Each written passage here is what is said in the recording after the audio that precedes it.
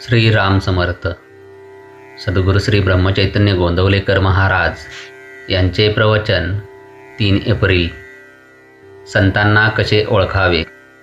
धान्यामध्ये काही खडे असे असतात की धान्यापासून ते वेगळे निवडता येत नाहीत.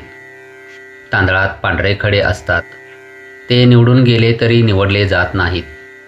त्याप्रमाणे साधू लोक हे आपल्यात असतात. त्यांना पाहू गेले तर ते आपल्यासारखेच संसारात वावरत असलेले दिसतात, पण खरे पाहता ते आपल्यापेक्षा वेगळे असतात. पुस्तकातून साधूची लक्षणे पुष्कळ दिलेली असतात, पण त्याप्रमाणे आपण पाहू गेलो तर साधू ओळखता येईलच असे नाही.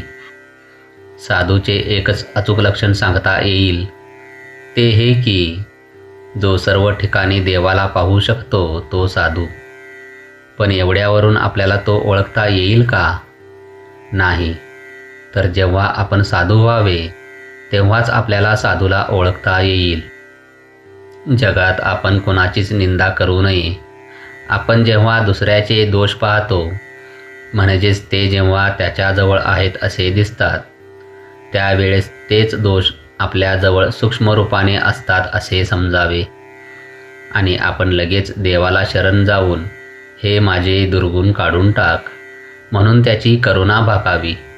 आपण जेव्हा जगात न्याय उरला नाही असे म्हणतो, त्यावेळेस आपल्याजवळ तो दोष आहे समजावे.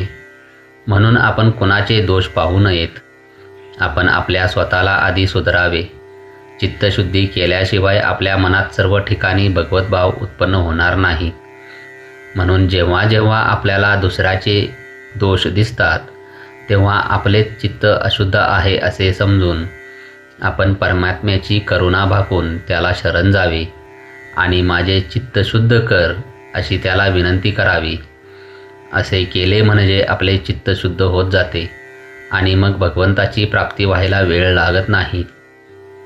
जे मिश्रण आहे ते पचायला कठीण असते. उदाहरणार्थ भाजणी.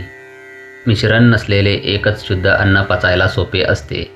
हे जसे खरे, त्याचप्रमाणे आपले अंतःकरण अगदी शुद्ध असावे, म्हणजे ते सर्वांमध्ये लवकर मिसळते. पण आपल्या अंतःकरणामध्ये स्वार्थाचे मिश्रण असल्यामुळे ते सर्वांमध्ये समरस होऊ शकत नाही. शुद्ध अंतःकरणाच्या माणसाचे चालणे हळू आणि बोलणे मृदू असते. तो सर्वांना प्रिय होतो. जगातले आपले समाधान किंवा असमाधान ज्या वृत्तीने आपण जगाकडे पाहतो त्यावर अवलंबून असते.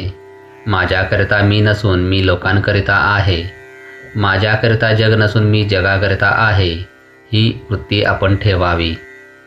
जय जय रघुवीर समर्थ. आजचे बोधवाक्य. सर्व चराचर भगवत रूप जो पाहतो तो साधू. श्रीराम समर्थ.